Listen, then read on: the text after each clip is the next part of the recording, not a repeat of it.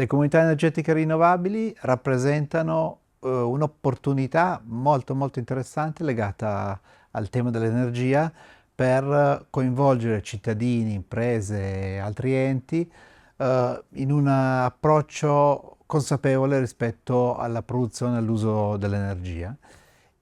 L'aspetto più interessante delle comunità energetiche è che sono delle occasioni per riattivare i territori, nel senso che le persone decidono volontariamente di partecipare a questi progetti collettivi e iniziano ad incontrarsi, a confrontarsi a partire dal tema della, diciamo, produzione e utilizzo di energia rinnovabile.